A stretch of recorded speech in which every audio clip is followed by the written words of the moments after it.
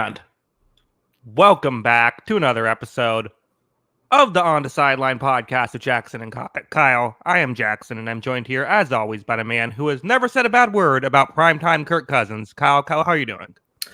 Doing fantastic. What a game that was, and what a way to cap off week 2. And yeah, I'm sure everyone reacted normally to that. I think so. Yeah. Well, I mean, there was a lot of reactions. In fact, excuse me, my voice is breaking already, and we're just starting the show, so this is a bad sign, Kyle. Yeah, losing your voice already. Must have been watching the Rays last night, or I don't know what you were doing, but we're ready to go. We're gonna grind through it. It's okay. Yeah, I haven't been watching a lot of the Rays. I'll promise you that much lately. But the Kyle, a lot to get into. We can just start off real quick before we get into the Monday night game. A historic week for you. An 8-1 blowout week 2 by you. I think that's the biggest, most lopsided week in on the sideline history. Yeah. I mean, I'm feeling pretty good right now. I think I am. If I did my math right, I think I'm 13-3 overall on picks. So you should listen to me more if you want to make bets. I'll never steer you wrong. Trust me. Yeah, 2-0 on your locks. It's been a great start to the season for Kyle. It was not a great start to the Falcons. Oh, I put the wrong team there. I wrote Falcons Steelers. Falcons Eagles, of course. It was not a great start to the Falcons. It was a great finish. Kyle, I'll give you the floor. What was your thoughts on this wild Monday night game? That was a blown opportunity for Philadelphia. I mean, you can't sugarcoat it any other way. I thought they did a really good job of bending but not breaking on defense, although I still see a ton of issues with that defense. We'll get into that here in a second. But I mean, it all comes down to that final call, right? You know, they have a recap it. They had a 3rd and 3 at the Atlanta 10-yard line, and Atlanta had no timeouts left, and there was 1:42. So worst case is you can run one play, get the clock down to about a minute, and then decide if you don't get the first down to either go for it on 4th down in the win or kick the field goal. And then the worst case there is you don't get it on 4th down, you're up 3. Atlanta has no timeouts and has to get into field goal range in 40 seconds. Like, it's not an easy task, you know? And of course, I mean, this is all not a conversation if Saquon Barkley just catches the ball. That is the first part of this. But at the same time, like, play call aside, I thought the biggest issue is, like, this Philadelphia team has just established an identity of who they are for the last 2 years. And I really just expected them to run the QB sneak twice. Like, that's honestly what I expected them to do. Get 3 yards doing the QB sneak twice and win the game that way. But instead, they go for this pass play. It's a drop pass. Atlanta immediately goes the length of the field and scores, and that was a disaster. So I think that's a missed opportunity. I don't love the situation, the decision-making behind it. And yes, it's easy to say when the play call doesn't work, but the play call also didn't work, and they lost the game that way.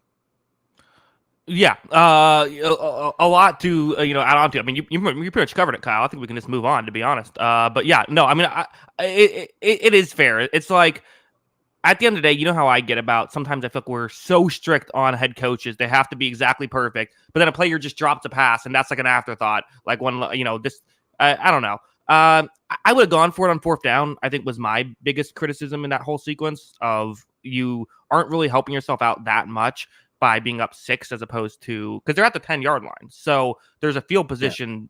Yeah. And that's 20 yards of field position now with the way the kickoff works, 10 to 30. So I would have rather just gone for it at that point. You know, the play call worked. Like, Saquon has to make the catch. But I also get that's exactly why you don't do that play call, right? Because if a player does screw up, then it hurts you more. I get it.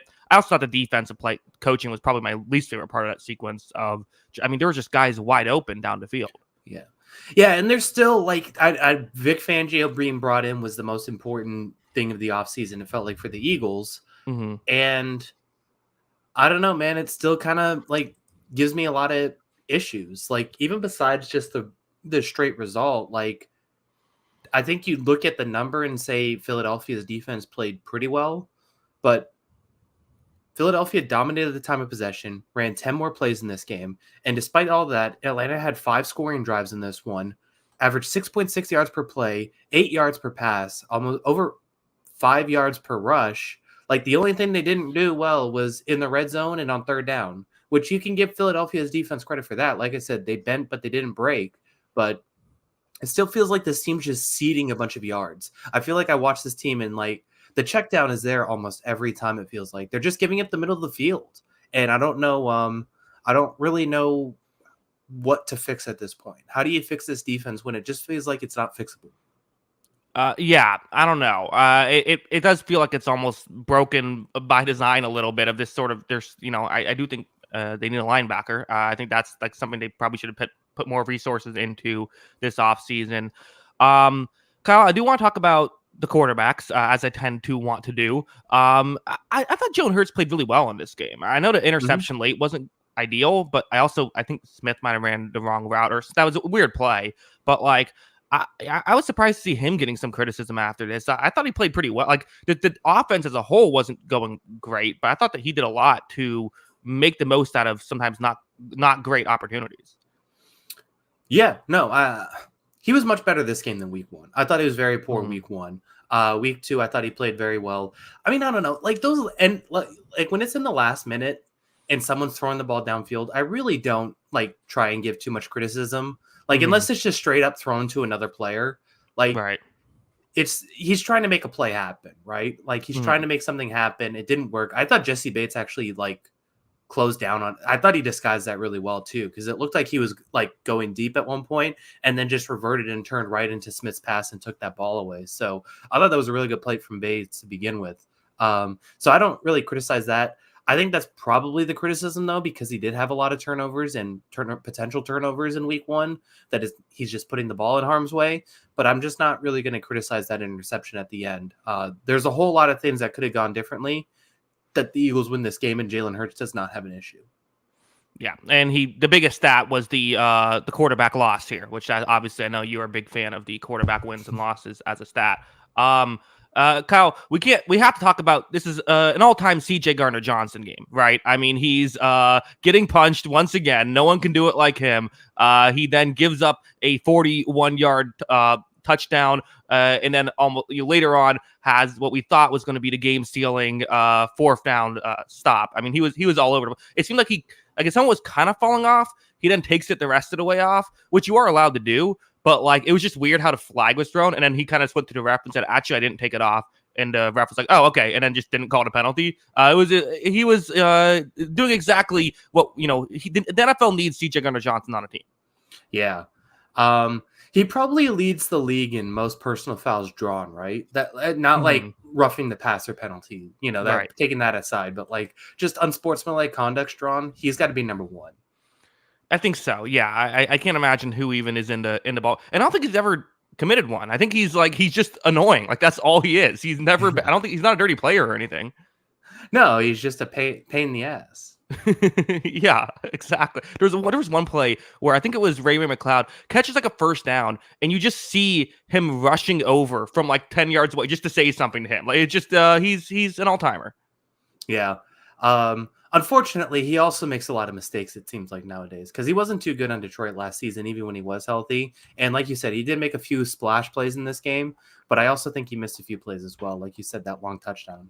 Yeah, he's not a great player. Like he's he's like a solid like rotational safety who's just an all-time personality. Kirk Cousins, are we buying any more stock in Kirk Cousins? It mostly wasn't great. One great drive at the end there. I think I'm still in I want to wait and see mode of him. Is that where you are as well? Yeah, I mean, there are a couple pretty good throws. But yeah, I mean, it feels like it's still working his way back into the groove. I'm going to give him a little bit more time. Yeah, so big win for Atlanta to avoid falling to 0-2, especially in the best division of football, the NFC South. All of a sudden, Kyle, we have a lot of games to talk about, and we spent way too long on the first game, as we tend to do. So let's get a move on here. I'm going to give you the first game since I am trailing, and that might be the case for a while. I got to start chipping away. I'm giving you Packers-Titans. Titans are currently favored in this game, but it was just announced earlier today. Jordan Love is practicing, so maybe he's going to play, maybe he's not. I don't want to pick this game. I'm giving it to you. Yeah, this is a good idea. And I think it's a very fair pick. I had it number 2 on my list, and I am going to go with the Packers. like, look, I mean, the Tennessee has the ninth best defense overall and ninth best pass defense by EPA metrics. So they have done a very good job of that. And I think they are a pain in the ass to play. That being said, I just think that Green Bay is more talented. And it's really hard to pick Tennessee if I think they're going to put the ball in harm's way a whole lot. And I think they're going to put the ball in harm's way a whole lot as long as Will Levis plays. So I am going to take Green Bay in this one. And I feel pretty good about it. And I think they're going to be able to run the ball, even if Malik Willis does have to play another week. So give me the Packers in this one. This is a sketchy line, though. I don't love this. Yeah, I also am picking the Packers. I was hopeful that you were going to pick the favorite Titans, who are favored by 3. I don't know. I do think I think this game could go either way. I mean, basically, out of all the questions we had for Tennessee, everyone except for the quarterback has been answered in a positive way. Like the secondaries looked awesome. Like the receiving, like Calvin Ridley's played really well since coming over. Like this is exactly what you wanted to see from the Titans, except for the fact that Will Levis somehow looks worse this year. Yeah. Yeah, it's tough. And even like they've gotten production out of their backfield too when they let Derrick Henry go. Like I think Tony Pollard's been okay from what I've seen. So like they've gotten a little bit of everything. It's just this would be an interesting quarterback destination in the offseason. I don't even know who would be available, but like if there's somebody available, could they make a move? Yeah, absolutely. Although go back to this game, I think the one thing I do have concerns with though is can the Packers do what they did? Can they do it again? Like it worked for against the Colts. Anthony Richardson had opportunities and he missed them in that game. And I think really hurt his team. Granted, Will Levis could do the same, but yeah, can this Malik Willis thing work again? Can this we're gonna run all the time thing work again? I don't know. That's the biggest thing. Like now that a team has seen it on tape, like they're probably gonna put if Malik Willis plays, like, is there any excuse not to put all 5 guys on the line of scrimmage like at all times? Yeah, I mean, it might just go 6 and just to have like or just like not have a safety deep. I mean, like honestly, like the Titans have good corners. Like at a certain point, if they're just going to throw downfield Christian Watson on L'Jarius Sneed, I like my chances if I'm Tennessee. Yeah, yeah. Although the Packers receivers have made some big plays this season too. Just to be clear, has been it's not a Packers insult to the Packers receivers. It's an insult to Malik Willis throwing to the Packers receivers. But yeah, go on. Exactly. Yeah, I mean, Jaden Reed's also had big splash plays in each of the first 2 weeks, so that's something that could play a factor. You have Dontavian Wicks. Could he do something? But a lot of this, I do think, is going to come down to Josh Jacobs and this Packers offensive line against the defensive front of the Titans, which is also very good. So that is a big thing. But like you said, I think it all came down to Anthony Richardson made too many mistakes for the Colts to win, and that was kind of the difference. And I feel pretty confident Will Levis is going to make mistakes that prevent the Titans from winning games. So that's why I'm picking Green Bay still. Yeah, fair enough. Let's move on, Kyle. 15 games left. Where are you going with your first pick? All right, I'm throwing this one to you because I think it's similar vein. I think these two teams are pretty similar. But one, also like the first game you gave me with the quarterback issue, let's go Chargers Steelers. Okay, Chargers Steelers. Yeah, a tough one. I'm glad because my next one, which I also really don't want to pick, is still on the board. But this is a tough game to pick. I don't know. I have no idea what to make of this Chargers team. I really don't. The fact that one of these teams is about to be 3-0 is pretty fun. I think I got to go with the Chargers. I know the Chargers are underdogs by 1.5.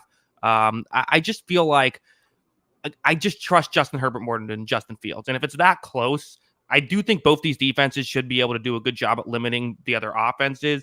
I just trust the quarterback more. I think we might get a real test with Fields in this game. I think we might see him challenged more than we've seen him in previous games. So yeah, I'm gonna go with the Chargers on this one. I think it's the right pick if Justin Herbert plays. Obviously, if he's in stick plays, this kind of blows up in your face. Yeah. So we'll see how it happens. We'll see how that plays out. For now, I know he didn't practice today, but there was some optimistic stuff from Jim Harbaugh in the press conference. So let's go under the assumption Jim Harbaugh or Justin Herbert is playing. These are the top 2 pass defenses in the league. And you would never guess who's the number 1 run defense in football. Is it the Chargers? It is the Chargers. Okay. In fairness, a bit of a who you've played factoring in a little bit for the Chargers. 100%, Hmm. 100% who you played. But yeah, I mean, they've done they've done some really good things with this defense. Like you said, it is funny that they just, no matter what, you just take on the Jim Harbaugh identity. The Hmm. one thing I'm concerned about, where if, and I think they can, the Steelers take away the Chargers running game, which has been electric. Like this J.K. Dobbins resurgence. Yeah. I never gave up hope. I never Hmm. gave up hope for my Sure. guy. Hmm. So this J.K. Dobbins resurgence has been something, but if they could stop the run, how much do you actually depend on? How much can you rely on Lad McConkey and Quentin Johnson to get open in this game? They've done very well in the first 2 weeks, to be Hmm. fair, but can you consistently rely on that, especially against a defense of this caliber? And that's what I'm really concerned about for the Chargers. It's a fair question. I mean, again, what they like to do is run the ball to set up passing plays to get guys open that way, right? So it's I think that I actually think it's in some ways a good matchup schematically of a team that likes to play a lot of zone. You have a run heavy team that likes to then run plays off of that. The issue I have is we've seen TJ Watt terrorize everybody. Now Yeah. it's going to be hard to do that in this game because you have Rashawn Slater and you have Joe Alt, which is going to be. I mean, that's the headline of the game is can those really good tackles limit Watt. Usually, when you have a great tackle on a great edge rusher, it favors the tackle. TJ Watt is more than just a great edge rusher, though. So I think a lot of it is going to come down to in the first two games. I mean, you're just uncomfortable playing the Steelers, and that's a big part of why you see teams constantly screw things up against the Steelers. You're just the Hmm. quarterbacks are uncomfortable. Again, if it's Herbert, I think he'll be okay. If it's Easton Stick, I mean, Steelers by 1,000. Yeah. Yeah, and then Herbert also, I think, on script will be able to get the ball out quickly, do things like that to prevent TJ Watt's effectiveness. But yeah, Easton Stick changes the variables of this game completely. The other part of this I'm interested in seeing is we have seen the Chargers defense play very good. We've talked about that, the last couple of weeks even. Is the Justin Fields aspect of this, where he has been able to Mm-hmm. limit his mistakes and, you know, do just enough to kind of win and get by. And he's going against now a very good defense that's kind of rolling and also has very good pass rushers. Joey Bosa has had a very good start to the season. So how does he handle this pressure on the other side? And if he's getting pressed, can we now trust him to not make mistakes in the same vein of Justin Herbert? No, I Yeah. mean, I like he's done a great job up until this point, but a big part of it, I think, has been keeping things on script and not forcing him to have to make tough decisions. He only has to make a few key plays a game, and those are the risk plays that have so far worked out. I think in a game like this, I mean, this is one of the few teams who you could say their pass rush is like rivals the Steelers' pass rush, right? With Khalil Mack and Joey Bosa. So I think that's a concern. Again, we'll see. I think Fields will make some plays in this one, but if it's Herbert versus Fields, and it's not like Herbert's lit the world on fire to start the season, but I still trust Herbert more. Yeah. I think definitely. I'm in the same boat as that. So it is interesting. Like I said, I'm giving this one because the Justin Herbert didn't practice today, so it's still to be determined if he's going to play. And I don't want to be stuck in the situation where I'm betting on Easton Stick. Yeah, understandable. Kyle, there's a few games I really don't know who to pick. I'm going to give you another one here. Bears taking on the Colts. Who do you got? Oh my gosh. This is a good one. I am going to take the Colts just because I need to see the Bears score an offensive touchdown. Hmm. They have one, I guess, this season for two Hmm. games. I need to see them score offensive points before I can actually pick them to win football games. Yeah. That being said, I'm not like wavering on my Caleb Williams stance. I think he's still going to be very good. It's obviously taking a little bit of time. That's okay. I'm not putting the pressure on him. That being said, this could be a really good opportunity to kind of get out of this early season funk and get going because this defense is a mess right now. And DeForest Buckner's out now, I believe, is what I saw. And this has been basically a bottom five defense in both pass and run this season. And yeah, I think they've been a bit of a mess on that side of the ball. Never mind the fact that they, Anthony Richardson threw the ball all over the place. They played a quarterback who, like, the team, they would just play Green Bay, who was just deathly afraid of having to drop back to pass. They threw the ball 14 times in that game. They still completed 12 of those passes. Never mind the fact that they gave up like 300 yards rushing in the same game. So yeah, I'm really concerned for this Colts defense, but I'm going to pick them to win just because I need to see the Bears offense do it first. It's kind of one of those things where it's like I'm trying to think of something you could say about one team that you can't say about the other, right? I mean, they're so similar. I guess I mean you do trust the Colts offensive line a lot more than the Bears. That's kind of the one thing you look at. So yeah, I mean I think that they have at least a thing you look at. I guess the Bears defense has been significantly better than the Colts as well, but just the quarterback play is kind of the main thing of like I either one of these teams could get elite quarterback play or like bottom of the league quarterback play this game. 100%. Like, Mm-hmm. And this is another one where if Caleb's going to struggle again and, he's trying to get the ball out as quickly as he can and they're just going to run this quick hitch passing game because they don't trust themselves to throw the ball downfield and not make mistakes, then Anthony Richardson just has to say, like, I have to just manage this game. I don't need to be a superhero every game. And I just think that's something that he's just going to have to learn. Like, he doesn't always have to be the hero of the story. And it just seems like he plays football like he has to be. And I think that's something he's going to have to learn in this league. Kyle, I wouldn't hold my breath. Yeah, I mean, I get it. Like, the issue is like, Anthony Richardson steps on the field and he's the best athlete in the game. Mm-hmm. Like, probably in any game in the league. Yeah. Right. Like, it's really hard to, like, do that and then, like, be like, okay, let me just, like, throw this 5-yard out casually. Right. That's a tough thing to overcome and think about as if you're that talented, I'm sure. But like, I don't know, someone's got to get it in his head because like he can't be making the same mistakes that he made last week, especially if Chicago can't move the ball and it's like 6-0 Colts, like it's just going to be unacceptable to throw a pick six. Right. And it's the kind of thing too where it's like it's not like you can never make mistakes. Like he's going to be a player who makes mistakes. You just got to try to turn it down. You're right. It can't be like last week. One other thing I'm fascinated about, my kind of final point on this is Colts currently 20th in blitz rate. We saw the Texans and how much success they had blitzing the Bears. I mean, you got to just go back, do what the Texans did and make Caleb Williams be able to beat the blitz, right? Yeah, I mean, at this point, until you see that he's comfortable back there, like that's what every team's game plan should be. Like Mm-hmm. you could be 32nd in blitz rate. You got to throw blitzes at them until he looks like he's comfortable.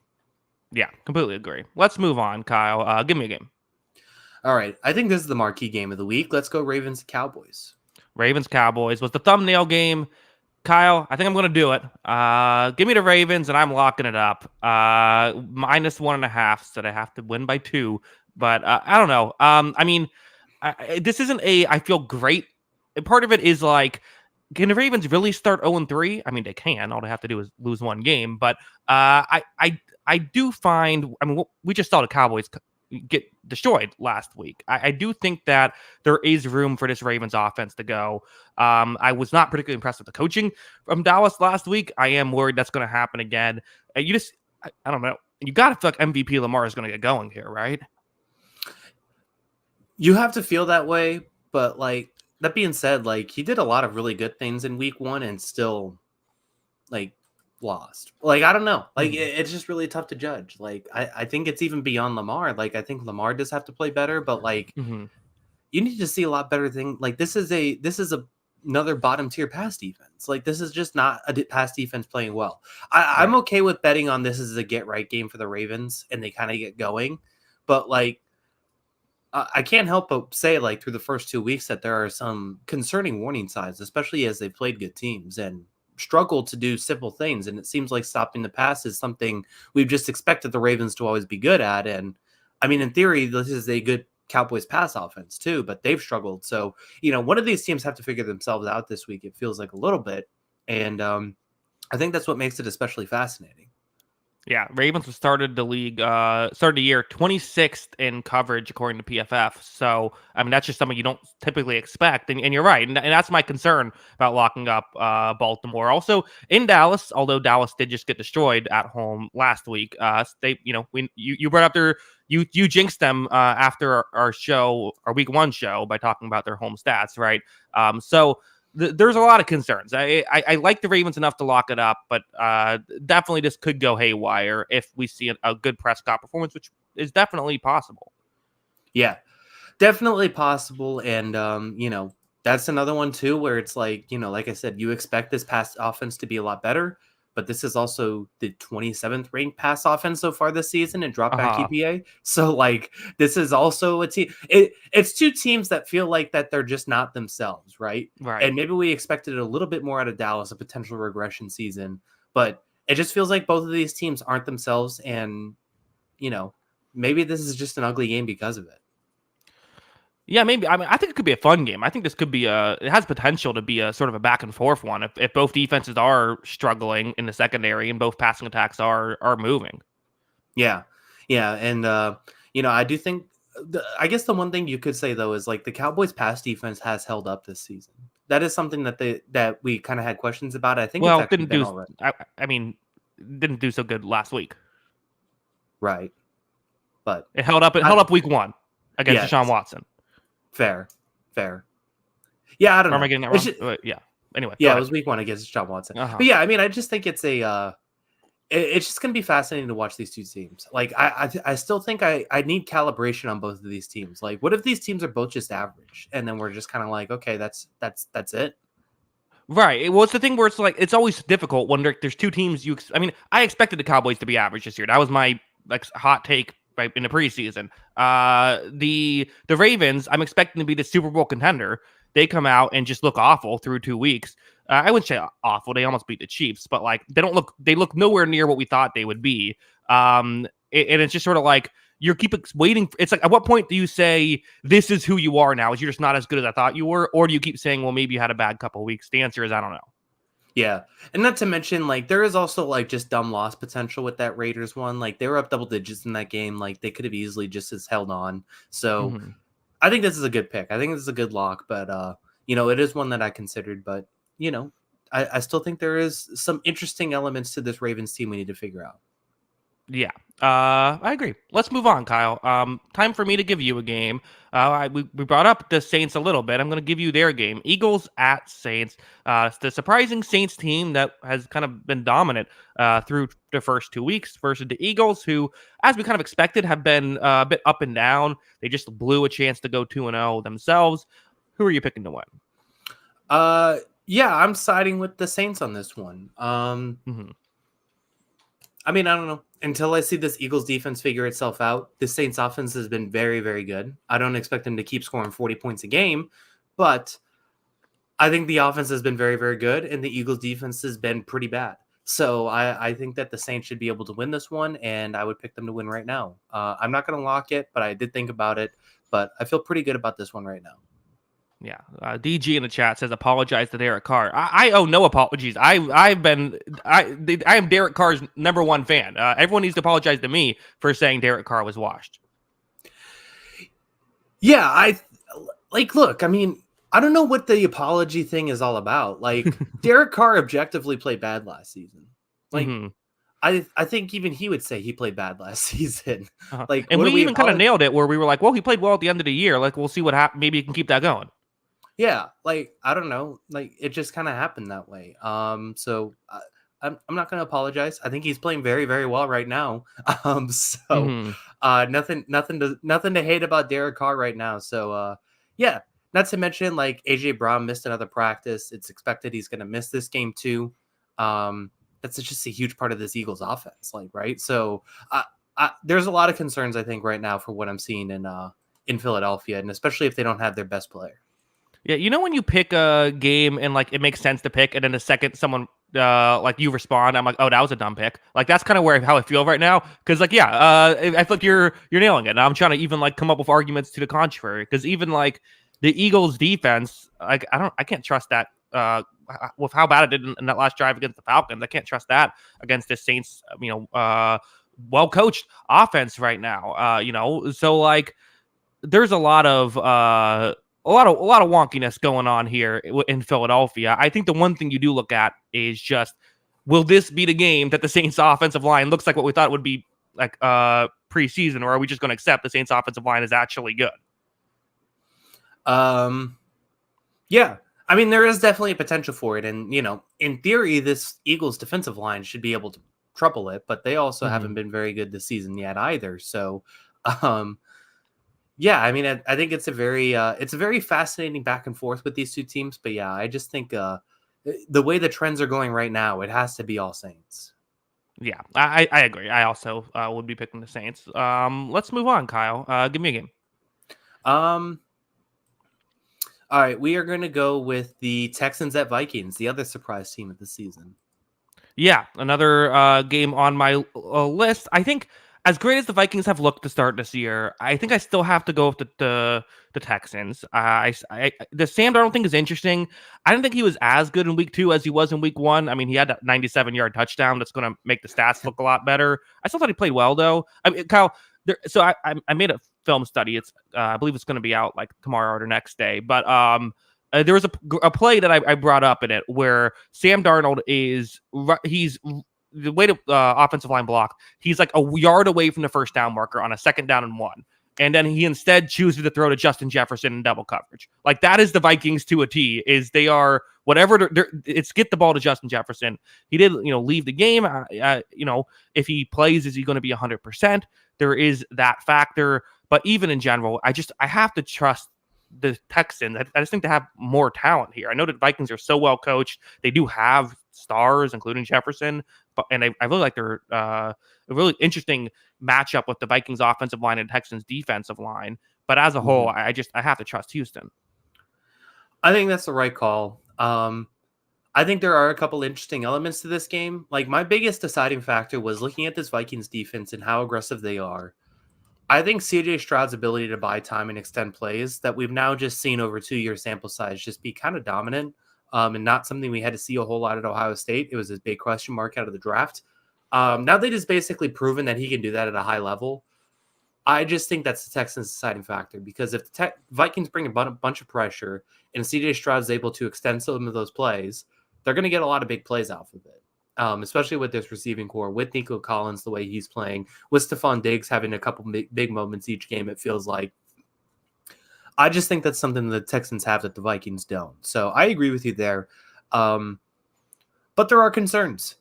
We talked about the Texans a lot because they were the Sunday night game. We usually go along with the first game of the Sunday night podcast. And they've had a little bit F around and find out factor about their first couple games. It felt like they dominated both of those games and they marginally won both of them, right? I think that's something that could kind of bite them in the butt against a well-coached and smart football team like the Vikings that can make some big plays at the end of a game. So there's some elements to watch with the Texans in this one. I'm really interested to see how this team's going to be tested as we talk about, we mentioned it last in the offseason. The Texans are no longer talked about as the fun team that's trying to make the playoffs. They are now being talked about as a Super Bowl contender. And I think this is their first big test of the regular season. Yeah, I agree. Kyle, I got to give one guy a shout out. Your guy, Stephon Gilmore, currently PFF's 18th highest graded corner through 2 weeks. How does this keep happening? This guy, he's 33 now. Like his play has never dipped. He's been he was defensive player of the year, and then I guess it dipped a little bit to being like just a clear cut number 1 corner, and he's just stayed at that level. I guess he had a bad game against the Packers in the playoffs, but other than that, he's just consistently been good, and teams keep giving up on him. What's going on? Yeah. I think people are just looking for youth at this point, right? That's probably the reason why he's moved on. I still think the Cowboys could probably used him this season. Yeah. There's probably a few other teams that could have used him. And he's very savvy. He's in the right position, it feels like, at all times. And, you don't need a bunch of speed to do that. And he wasn't even a speed guy when he was a great corner. So having that element to his game, I think, adds to it. And one of my favorite players, best defensive player in football at one time. I think you could make the argument he is the reason that we have this podcast, because back before we had the podcast, we got into an argument over you thought he deserved Defensive Player of the Year over Aaron Donald when he had 22.5 sacks, and we got into an argument, and then we realized we enjoyed arguing with each other about football, and then eventually we started a podcast. Yeah, put that on his Hall of Fame resume too, so he's got a lot going for him. Yeah, I think so. Kyle, do you have any more thoughts on this one? No, I think I'm good. Let's move on. Okay, my turn to give you a game. I'm going with another surprise team. I guess 2 surprises in different directions. The kind of underwhelming 1-1 Lions versus the young, hot start 1-1 Arizona Cardinals. Kyle, do the Cardinals pull off the upset and win this game, or is this the do the Lions just get right here? I believe, if I remember correctly, the Lions upset the Cardinals in Dan Campbell's first season when the Cardinals were really good that year. Can the Arizona Cardinals get their revenge? I'm going to go with no. I am going to pick the Lions in this game. This is going to be a fun game to watch. I think it could be a shootout. I think the Cardinals, like I've said basically every week, I think the Cardinals are going to find ways to put up points. That being said, I think there's a talent gap here, and especially when it comes to the Lions offense against the Cardinals defense. I know the Cardinals defense did play better last week, but I think that had a lot more to do with the status of the Los Angeles Rams depth chart more so than exactly what the Cardinals were doing defensively. So I just think that's going to be too much to overcome. This feels like it's got to be a get-right game for Goff. Like, I wouldn't be shocked if they come out aggressive and get him going. Maybe he throws like 4 touchdowns in this game, has a big day, and then the Lions win this one. But the Cardinals have proven to be pesky, and this offense can absolutely run with anybody. So I'm not going to lock it. I do feel pretty good about the Lions, but I think it's going to be tough. Yeah, maybe I'm jumping the gun a little bit with the Cardinals, but I feel like they're kind of last year's Rams a little bit, of a team that like we thought wasn't going to be able to have the depth to keep up. And then like early on, it kind of just, it was, even though I think the Rams started off like slow record wise, it was just kind of like, oh, like no, they're playing well. I feel like this team could make the playoffs. I really do. We have a Zachary Stewart super chat. The problem with the Cardinals is Kyler Murray isn't tall enough to ride Velocicoaster at Islands of Adventure, and that makes me sad. It's so fun. It is fun. A very fun ride. I think Kyler is actually tall enough. I think he's like taller than me, but I think he's like 5'11", right? It's just that he on an NFL field he looks very small. Yeah. Little small for the NFL, not for theme parks. Yes, I think so. But Kyle, the number one, again, our friends at Pro Football Focus have rated Kyler Murray as the number one quarterback so far through 2 weeks, and I can't disagree with it. He's been fantastic. He's done everything right almost. A couple of mistakes in that Bills game, it felt like, but at the same time, I just think the Bills outplayed them down the stretch. I don't think it was anything Kyler could have done. But yeah, I mean, he's been fantastic. He's checked all the boxes, and he looks fully back now. So I think this is really exciting, and it's just really fun to watch this Cardinals team because he runs around and make plays. They have a lot of playmakers, and they got Marvin Harrison Jr. going, and I mean, this team's one to watch for sure. Yeah, Kyle, on the flip side, if you look at the teams at the bottom of the league at passing, bottom 4 totally makes sense right now. It's Bryce Young, Bo Nix, Caleb Williams, and Will Levis. Sure, definitely those 4 check out. Number 5 right now, Jared Goff. He's got to be better. Yeah. I mean, this is it hasn't been what we expected. We expected this Lions offense to be one of the best, if not the best offense in football.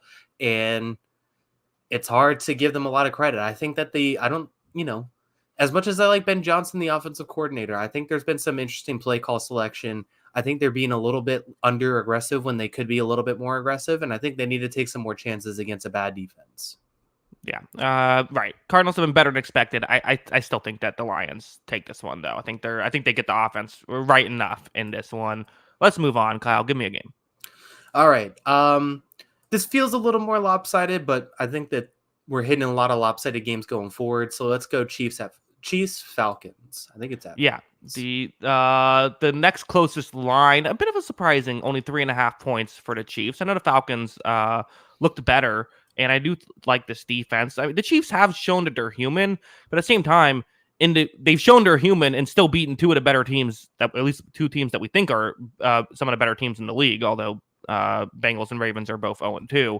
Yeah, I'm picking the Chiefs to win. I have my concerns about this Falcons offense and playing a really good Chiefs defense. I don't know how well they're going to pass in this one.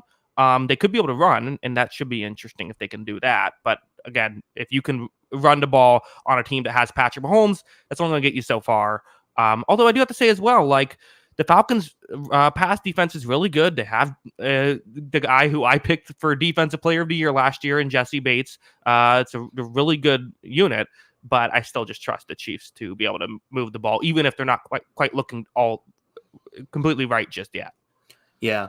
I don't imagine the Chiefs are. I mean, it could happen because Andy Reid is a brilliant and Patrick Mahomes is brilliant, all that kind of stuff. I don't expect the Chiefs to get a lot of downfield passes in this game. So that is the element to watch, I feel like. But at the same time, I still think it's a little too much. I am very interested in seeing this Chiefs offense this week. I know we don't like do a whole lot of running back stuff, but with Pacheco out, the kid they're putting back there, that Carson Steele, didn't look too good, in my opinion, in the nicest way possible. And I just don't think right now, I know it's Patrick Mahomes, so he can kind of do whatever he wants, but I don't know if this Chiefs team is really built to drop back 50 times with these two tackles, right? So how are Mhm. they going to adjust their game plan a little bit to kind of counteract this thing without having a very good running back there? Because Pacheco is good. So I do think that's an interesting element to this game, but I think it's kind of a minor element. And then, like you said, I think the way that the Chiefs have played, although I think the Bengals did pretty well throwing the ball on this team. And that would be my one concern is I think we've started to see a little bit of weakness in this pass defense for the Chiefs. Even Lamar had some big plays, I felt like, at the end of that game. And Kirk Cousins isn't Joe Burrow or Lamar Jackson, but we do know he can throw the ball. So it's going to be interesting to see how that works out. But I still lean Chiefs in this good defense. Yeah, no, you're absolutely right. I mean, the Chiefs have, like, as I said earlier, they've looked human in certain areas. And even Mahomes hasn't played his best football, which is a little scary, if anything. Kyle, as great as this interior line is for the Chiefs, I want to talk about Kingsley Sumatea, who, I think you said during the offseason, like, well, can't get that much worse than Donovan Smith. I guess it can get worse because Sumatea was even benched for Wayne Morris last week. So yeah, it's a tough situation there.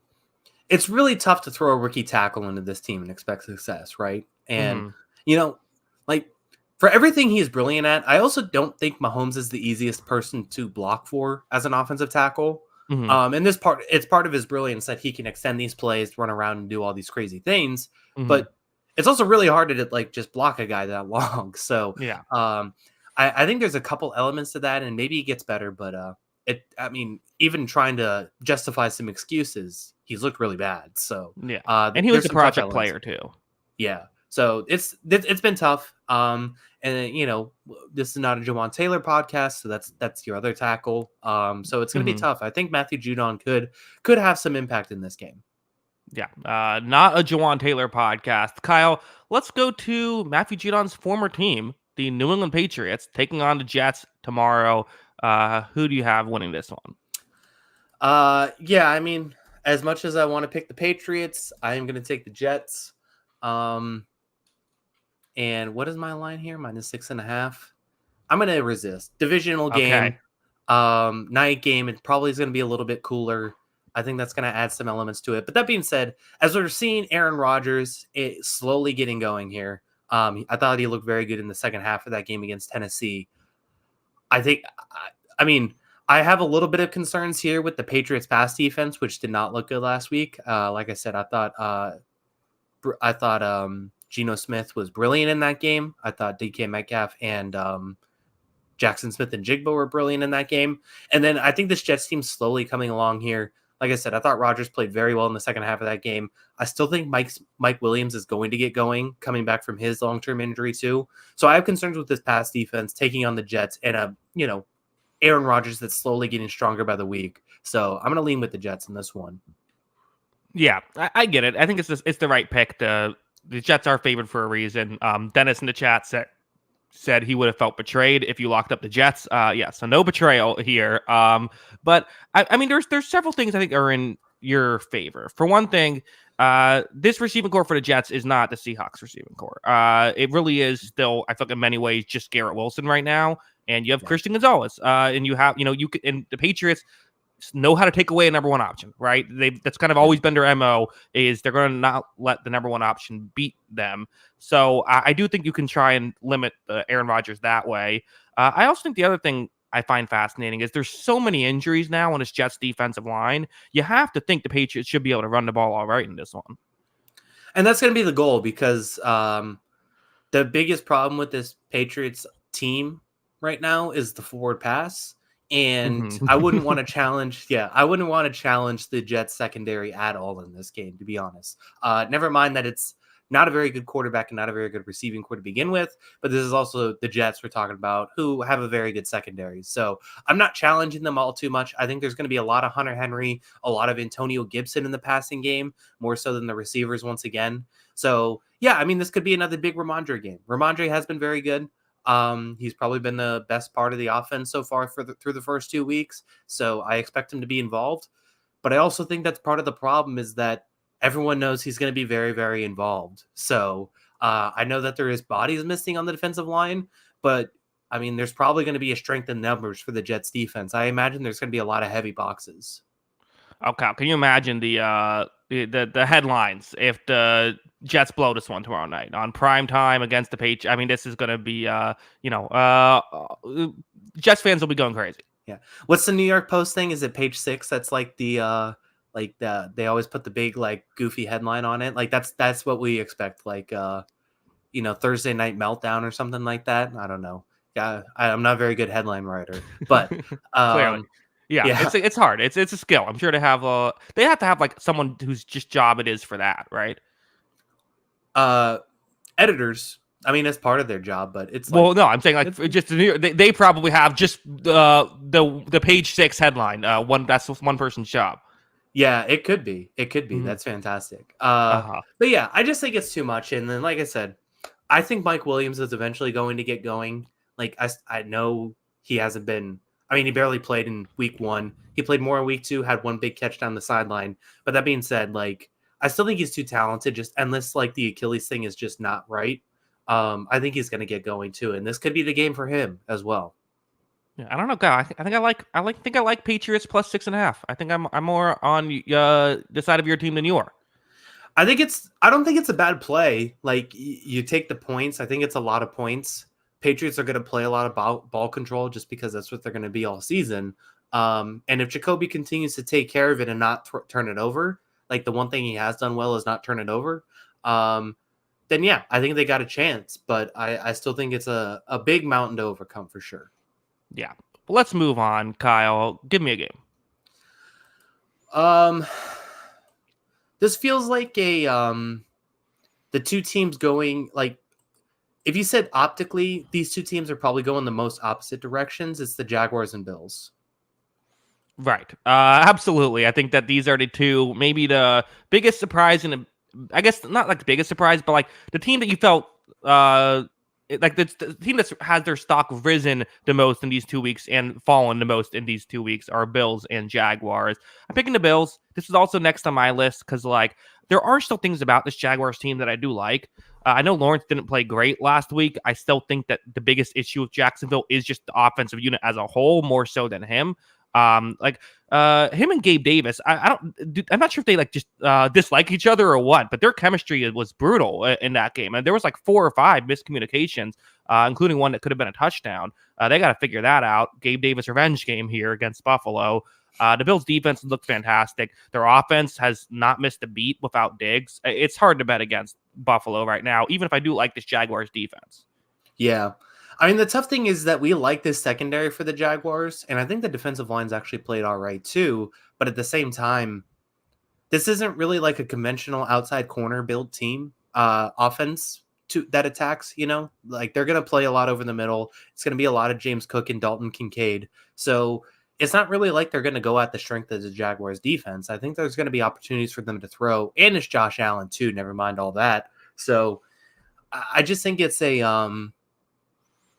I think it's a tough spot for the Jaguars to be in. I agree. And then, I mean, it's interesting. Like you said, the offense has been a bit of a mess. And another team that's like their stock has probably risen more than anybody else is the Buffalo Bills secondary and the way they've played. Mm-hmm. And I have a lot of concerns with the ability for the Jaguars to throw the ball in this team right now based on what we're seeing. And I don't know, like, how aggressive are you with making changes if this kind of looks bad?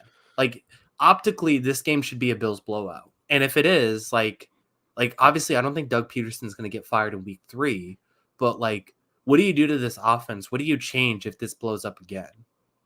It's tough. And I mean, like, their schedule is tough too, where they play the Texans the week after. So brutal start for the Jaguars to start the year. But I mean, I don't think you'd make any massive changes. I mean, you can try to keep doing little things. Again, I think sometimes it's just simply execution. Like again, like getting Gabe Davis and Trevor Lawrence to know what route Gabe Davis is running. Like that's a good like first. Things like that are kind of their biggest issue right now. Like they're not going to block better. I don't think. Like they're just going to have bad parts of this offense unless you're going to trade for someone. But I think things like that is how you can fix things. And then just I think not turning the ball over is always going to be a key thing. That's kind of where they're at. They're a defensive team. They have to view things that way. Yeah. And that's why it was another one that I thought about locking, but I just don't love the points in this Jaguars defense being able to kind of muck things up. So it's going to be a fascinating game, but I don't know. It's just interesting because the Jaguars have to be desperate at this point. Like they have to play desperate. The Texans game next week is also going to be really tough. I mean, this team's looking at 0-4, potentially 0-5. Like they just can't get in that spot. Yeah, I agree. Let's move on.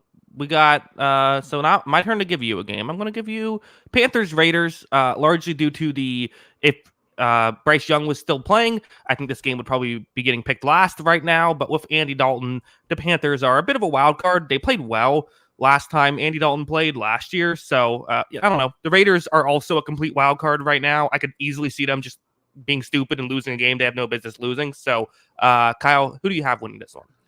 They are a wild card, but I am taking I am still going to take the Raiders. Yeah. It's going to be an interesting calibration. Like we said it a lot on Sunday's podcast. Like you have to give your other players a chance too. Like quarterback is the most important position. I agree. So you want to give that player the most chance to develop, but you have to see what this other talent is on your team. You have to evaluate what you're going to take into the next season and what you feel confident about that you can rebuild around. And yeah, I think it's an opportunity for these other guys to prove themselves. So that could be an interesting thing. Maybe this is a rallying point for the rest of the guys, but until I see this team play competitive football, I have to pick against them basically every week blindly. So give me the Raiders in this one. And like I said, until we see a change, I feel pretty good about it. Yeah, it's the correct pick, and I think everyone's going to be picking the Raiders in this one, but it's just the upset potential. Again, at this point, we're in a situation where every game left there is a correct pick. I feel like, and so it's just which one could go the other way. And I do wonder if this Panthers offensive line's played well. And I do wonder if they can, run the ball, they can have Andy Dalton, pass. That to me is the key, the way that they can be successful. I still don't love this Panthers receiving core, but again, how much of it is just because doesn't matter what they do because they know they're not getting the ball. Yeah, and not to mention they're dead last in pass EPA and second to last in run EPA. So this hasn't been good in any metric. Sure. So it is really tough. I think this Raiders defense is also tough too. So that's a couple elements to it. You could argue, like you said, the offensive line has probably been the bright spot. Maybe they are able to block Max Crosby and company. Like Max Crosby is also one of those guys. Like he's not just a great edge rusher. It seems like at times, like he can take over games for sure. So that's going to be a really tough element to this game. And like you said, if Andy Dalton just plays better, like if he's just, I expect him to play better, not just that, but he could just raise the floor of this team significantly. Which, granted, the floor, couldn't be any lower right now, but he could just raise the floor to competitive just by himself, it feels like at this point. So that is an interesting element. As far as the Raiders go, I am curious to see are they ever going to be able to run the ball this season? There is actually some optimism about Zamir White this offseason and that running game kind of working out. And they've been pretty abysmal running the football just in general. Granted, they've been behind in both games, so they've had to throw, but I still don't think Gardner Minshew throwing the ball 38 times a game is a recipe for success. As good as Devontae Adams and Brock Bowers have been, because they've been terrific. Yeah, well, you know what the Carolina Panthers are abysmal at is everything. So yeah, you're okay. I think that they should be able to run the ball or throw the ball very well. I think they could just do pick plays out of a hat and probably be all right. But again, maybe if there is. We always talk about the interim head coach bump that you get when it's just usually this happens more than week 3 into the season. Usually you're still pretty jazzed up just to start the year. But could there be a similar type of bump here with Andy Dalton? Maybe. Yeah, maybe. And then as Knock Andrew says, like, I don't even expect trap games in week 3 of the season, but that was a pretty emotional win last week too for the Raiders. Big comeback. Like, there's a whole bunch of elements to this that I think are interesting, but it's a team that's not very good right now and also missing their best player still. So obviously with Derek Brown out, I think that just even leans more to the Raiders. It'd be the most Raiders thing ever to beat the Ravens and then lose to the Panthers. Yeah, that's true. That is very true. All right, well, let's move on. Kyle, give me a game. Bengals balls. Okay. Bengals. Interesting. This was last on my list, so I'm surprised to have this go a little bit earlier. Yeah, I'm picking the Cincinnati Bengals to win this one. I think this offense should be able to light up this Washington defense. We have seen Jaden Daniels do some nice things. I think that he will do make some highlights in this one as well. I still don't love this entire passing attack by the Commanders. I do think that they have some pieces. I like Terry McLaurin, but as a whole, I don't think the offense is going to get a ton going, and I also think that this Bengals offense should light up this Washington defense. Yeah. The offense looked really good for Cincinnati last week, and that's probably a biggest reason for optimism, despite being 0-2, right? So, you just have to get a giant Jamar Chase game in this one. Like, you have to get him going, because, like, between the offseason chatter and, like, the tantrums, it feels like, and the flag stuff and all that, like, and just not, like, playing that well, like, it just feels like it's time for him to kind of step into high gear and kind of take over this game, because this isn't a good team that they're playing, especially defensively. So I think that's an interesting element to this one. Not to mention, like, yeah, I think Jaden Daniels is a playmaker, and that's what's most interesting about this Balls team. Like, I think they can absolutely shock some people just because they have a quarterback that can make some crazy plays that others can't. Yeah. I mean, yeah. So why did I guess my question is, why was this game picked by you? What is the way Washington? It's just the Jaden Daniels thing. It's the Jaden Daniels factor for me. Can they run the ball effectively? I think they can do it with both their quarterback and also their and also their running backs. Yeah, it looks like Brian Robinson also played pretty well last week. Granted that this is the Giants, it's a little bit of a different opponent, but I think there's abilities to move the ball in this Bengals defense that way too. So I think there is an element to that, and that's probably what I'm looking at the most. So yeah, I think there is upset potential because of that, and I also just feel confident about the rest of these games. Gotcha. I mean, yeah, I feel comfortable with all the way the other games are going to go as well, but I just feel like I don't know. I have a hard time. Again, it's football. Any given Sunday, all that stuff. If Cincinnati drops this one and goes to 0-3, like, they're done. Just trade Joe Burrow. It's over. Trade Joe Burrow. Mm-hmm. Stick a fork in them. Will you dye your hair blonde if the Bengals lose this game? No, I'm not doing that, because only a moron would do that, Kyle. Yeah, who would do that? Yeah, hair looks nice, by the way, Kyle. Thanks. Yeah, got a lot of compliments actually. Okay, there you go. Yeah, I feel like anytime you have something like bold like that, you're gonna. I feel like people are gonna notice at the very least. How do you feel? Yeah. Do you feel like you're like a whole new person? Feel like Ken doll, honestly. I don't know how to feel. Honestly, In a good way or a bad way? Neutral. I don't know. Okay, all right. Well, if we're talking about how Kyle feels of his hairstyle, maybe we're ready to move on. Unless you had more thoughts on this game. I agree. Brian Robinson's awesome.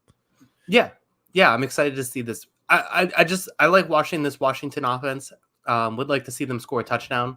So I think that is the goal this week for sure. Okay. Well, I have one game that's next on my list, but I think you might be trying to lock it up. So I think I'm gonna not give you that one. I'm gonna try to think differently to try and see if I can make this work. I'm gonna give you 49ers Rams. You have to lock up one of the next two. This is the biggest spread. Kyle, who are you picking? Yeah, give me the Niners in this one. This is a big spread, so I'm not gonna lock it, but it just feels like there's too much to overcome right now for the Rams. There are too many issues on this team right now with the injury bug. Not to mention, like, this run defense is bad, and that's usually a bad thing to have against the 49ers. So yeah, I know there's a couple injury issues with the 49ers as well. Christian McCaffrey's still not back, obviously. Deebo Samuel is still not back. But I still think Brandon Ayuk, George Kittle, and the rest of this offense is too much to overcome. And that's just less issues than what the Rams have right now. So give me the Niners. Yeah, a real disappointing week 2 for the Rams, a team that we thought was going to be a playoff team. Now we're not really viewing them that way, partially due to the injuries. And the 49ers coming off a disappointing loss as well. I mean, they did just get beat, but I think the issue is what the Vikings do is just so different than what the Rams do defensively. I think this is the get-right game for the 49ers, at least offensively. Yeah, 100%. And I think, like, not only just for the 49ers as a team, but also like individually, like I think this could be a big Brandon Ayuk game. And I think it's, it's time for him to get going. And I think it's going to be like similar to Chase with all the offseason chatter. It feels like it's going to be a week 3 breakout for some of those holdout stars. I could see him having a big game. I think Jamar Chase can have a big game. And I think CeeDee Lamb honestly could have a big game too with the way we've seen the Ravens pass defense. Yeah. Also, I have to say, currently the Ram with the most snaps, the corner with the most snaps, Tre'Davious White. I mean, the Rams have to just like whatever. Like, it's like we can't be doing this. Mm-hmm. Yeah, it's a rough spot right now. Like we had like optimism, maybe this defense can be a little bit better, but turns out Aaron Donald's really important. Yeah, I think so. And granted, it wasn't great last year either. So Yeah. I honestly don't have too much else to add to this one. Do you have anything? No. I mean, it's like I'm concerned for the 49ers if they don't blow this one out. But at the same time, like they've had some weird results and they looked really good week 1. So I'm not too concerned right now. I'd be concerned if they lose this game. I would too. Lose, definitely. I think they should win this one by double digits. Sure. If the Rams make it competitive, it's divisional matchups. It is what it is. But yeah, I mean, and that's part of why I'm giving it to you as well. Just divisional matchups. Who knows? Yeah, 100%. All right, Kyle. 3 games left. Give me one of them. All right. I am going to be stuck with the lock with one of these 2 games. One of these 3 games, and I feel pretty good about 2 of them. They were both my biggest candidates. Oh boy. Nope.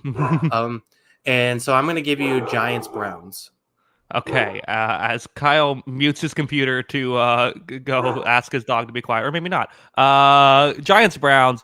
Yeah, I'm picking the Cleveland Browns to win. It's a good pick from Kyle because obviously Deshaun Watson looked horrible week 1.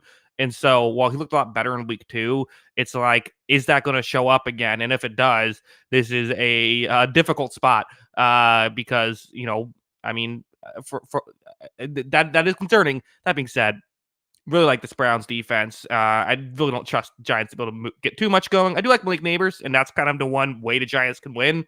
Kyle, week 2 for Malik Neighbors. So like a high share rate of target rate is like 30%. If you get targeted on 30% of plays, that's like, okay, you're like the number 1 receiver. Like you're like all they have. Malik Neighbors was targeted 60% in week 2. He is definitely, the Giants know who their star player is. Yeah, he's been really good. So that is definitely the bright spot of the Giants this season. That being said, the issue is that there's basically no other bright spots. So yeah. Right. Andrew Thomas aside, but that means, I just think there's way too many elements of this game that are problematic. This Browns pass defense has been very good. And the Giants just don't have enough playmakers beyond Neighbors. And even then, like, I think the Browns have good corners to match up with Neighbors. So like he could still get his and the Giants lose this game by 20. Yeah. I think that's probably fair. Were you listening when I was gone? I'm not sure what you caught. Yeah, but, I heard it all. Gotcha. Yeah. So the one thing I kind of touched on just was like, could Deshaun Watson suck? Like that's kind of the one way that like the Giants can potentially win. I think he would have to really suck though. Yeah, I mean, not only could he probably will suck. But, yeah, I mean, I don't think it's going to be enough, honestly. Like it would take, he would have to have like an EPA of like minus 45 in this game. It feels like at this point, maybe not that high, but he would have to have a really low one to make this interesting. Yeah, it just doesn't. I feel like it's not gonna go well for the Giants. Do you want to move on? Yeah, let's do it. Okay, 2 games left. It's tough because the 2 games are Dolphins, Seahawks, and then Broncos, Buccaneers. You're gonna lock up whichever one I pick. I think these are both good locks. I think that I don't really feel strongly one way or the other. So I think I'm gonna just give you the game that I would least like to pick when it comes back to me. So I'm going to give you Dolphins Seahawks. You are locking up, I'm assuming, the Seattle Seahawks, or are you going crazy and big Skylar Thompson guy? No, this is a lock for me. I'm locking up Seattle in this game. Um, Look, I don't think the Dolphins are an atrocious team, but it's not a great quarterback situation, obviously, right now with Skylar Thompson. They did sign Tyler Huntley, but I don't think he's going to be ready to play. I don't even think he can play right now, can he? I don't know how the rules work. But um, yeah, so that's going to be tough. And yeah, I think the Seahawks at that point are a better team and should be able to have a lot of success. This Dolphins pass defense has not been very good so far through 2 weeks. We saw what the Seahawks pass offense was able to do. And I mean, just to recap, so the games that Skylar Thompson has played a significant amount in were 2022. They lost 40-17 against the Jets with Zach Wilson at the quarterback in week 5. 24-16 to the Vikings, which was actually a close game. And in that game, Skylar Thompson threw 13 passes, completed 7 for 89 yards. Week 16 against the New England Patriots, he went 12 of 21 in a 23-21 loss. And then his lone win, which came as a starter, was week 18, against the New York Jets. Do you want to guess who the quarterback was for the Jets that week 18 game? Was that Mike White? No, it was Joe Flacco. Oh, okay, of course. Yeah, and the final score of that game was 11-6.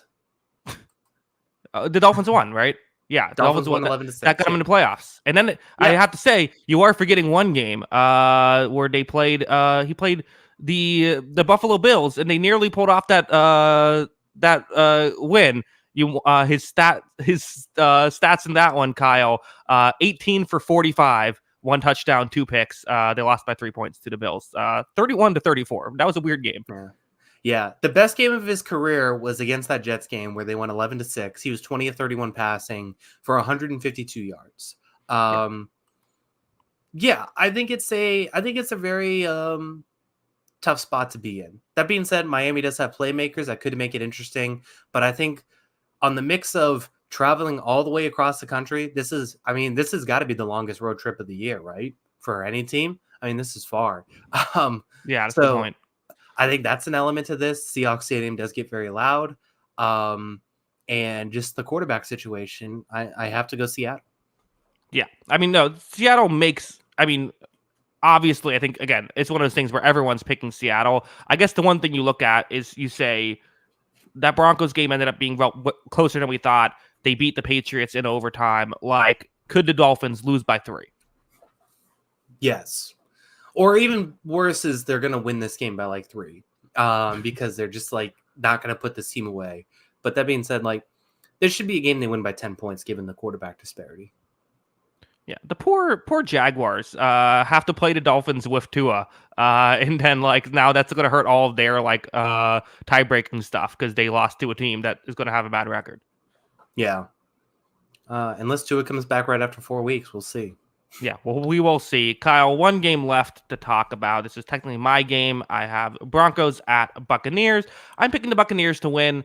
I mean, again, I think part of why you were okay with locking this team up and part of why I didn't want to is I think we're assuming Bo Nix is going to have a tough day against Todd Bowles.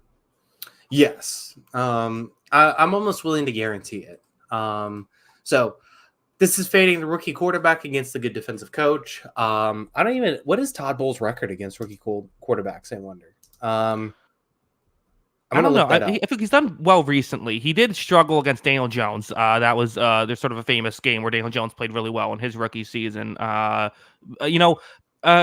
It's very good. I mean, I remember Will Levis was just like having like the worst time at last year. I remember Justin Fields in his rookie season was getting crushed back there. And we know they're going to blitz a lot, and Bo Nix is going to have to be ready for that.